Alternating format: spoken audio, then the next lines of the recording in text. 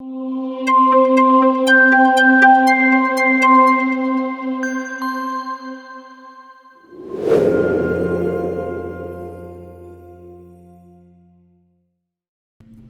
my name is Alo Johnston. I am a licensed marriage and family therapist in Los Angeles, California. I specialize in working with transgender individuals, and I have been asked to speak about the connection between depression and gender dysphoria. So first I want to briefly discuss what gender dysphoria is. Gender dysphoria is essentially a sense of unease or discomfort in how people perceive your gender identity, as well as potentially an unease and discomfort in your sense of self. That can be either social or physical. It's usually how people break things apart. Social dysphoria can be, how people perceive you, how people communicate about you using gendered language such as pronouns like she, her, he, him, or titles like ma'am, sir, things like that.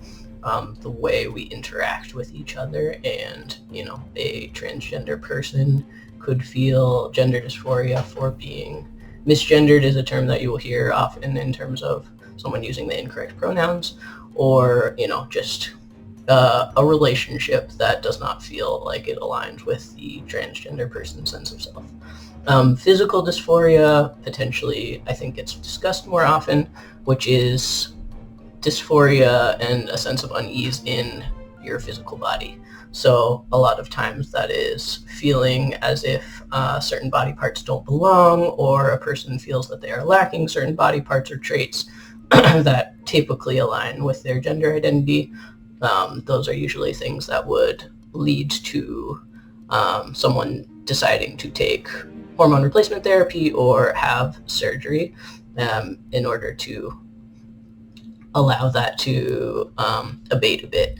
So that can also be aligned with social dysphoria, where someone may take hormones in order to appear more aligned with their gender identity, so that people perceive them that way and use the correct pronouns and language and things like that.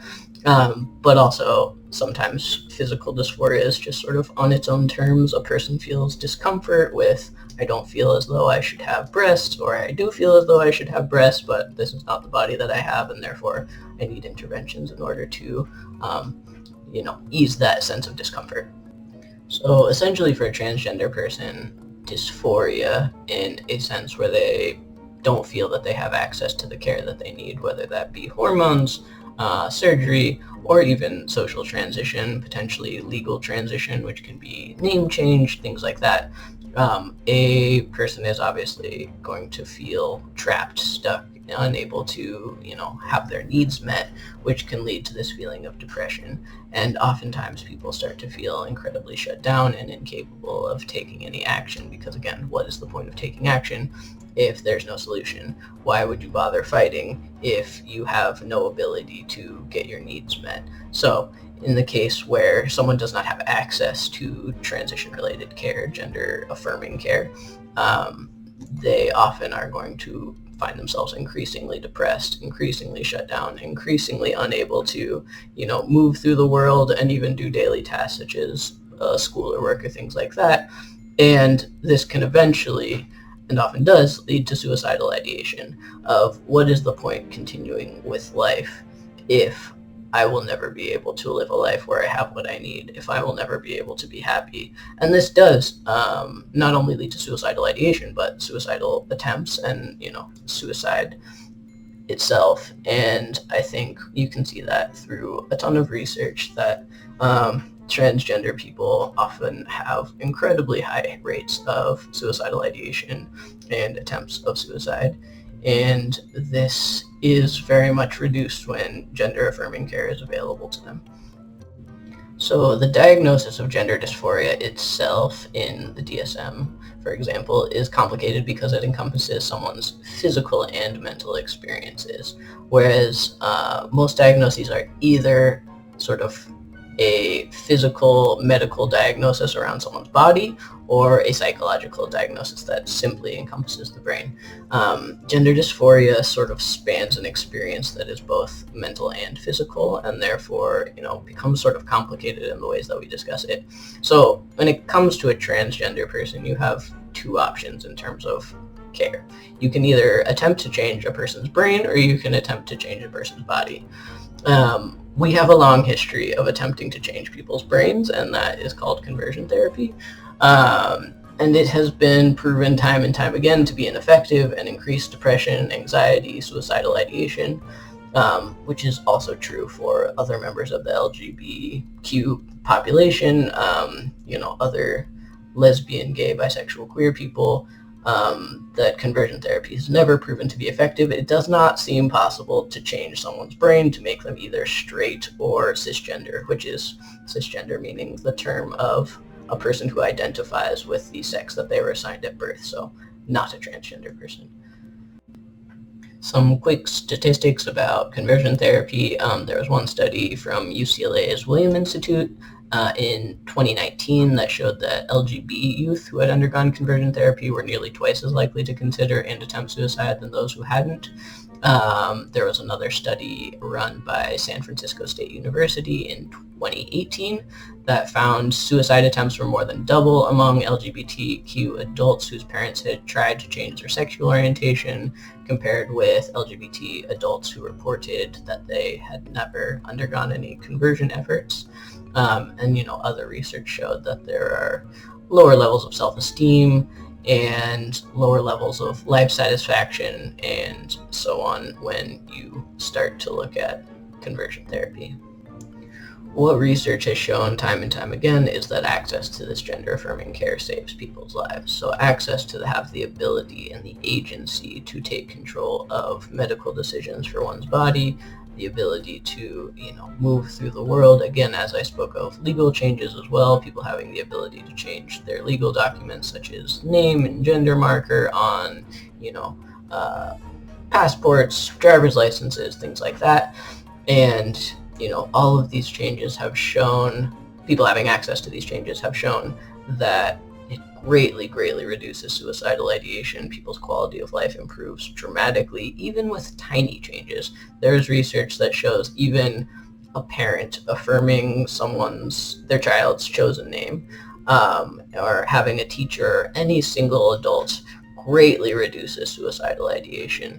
And with access to more and more acceptance and gender-affirming care, the ability to choose those things if so desired, people's life satisfaction increases greatly, their depression drops dramatically, and people just have a much higher quality of life, including the ability to continue to live life, because for many people this is a matter of life and death, and not having access to this care is going to increase suicidal ideation until attempts of suicide are made. Pathologization of trans care either means that people are not allowed the ability to access transition at all, or the access is extremely restricted by gatekeepers. And by gatekeepers, I mean professionals. Sometimes those are therapists, psychiatrists, medical doctors, legal systems, any sort of system, bureaucracy, professional who is attempting to determine, is this person transgender, or is this person transgender enough? And that is essentially a claim that another person is able to understand someone else's gender identity better than they understand it themselves. And as a transgender person and a mental health provider, I can say it is not possible for anyone else to know another person's gender identity than they themselves do. And being transgender is not a mental illness. It is simply a normal human variation. And when we talk about the sort of co-occurring mental illnesses that occur with transgender people, those exist because of the bigotry and the lack of support from those around them. In settings where transgender people are accepted and affirmed and are able to access care, again, as we said, we see incredibly lowering rates of depression, anxiety, trauma, all of these things. So being transgender itself is not a mental illness. Often people struggle with their mental health because of the way they are treated as a transgender person.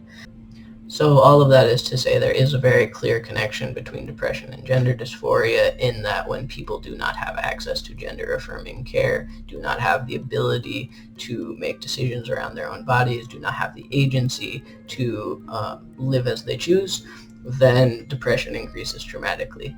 And when we look at the options available to us, the only option that truly works and has ever proven to be successful is allowing people access to gender-affirming care. There is no ability to change people's brains. There is no ability to change someone back into being cisgender.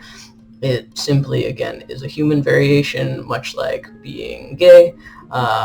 Truly, much like anything that is a normal human variation, it is just simply something that happens. And when we reduce the pathologization of gender dysphoria and see it simply as human variation and allow people to access that care, then you see much higher rates of success in that people are happy. People are able to live life. People are continue to adulthood and, old age, because they feel that they are capable of moving through the world and life is worth living.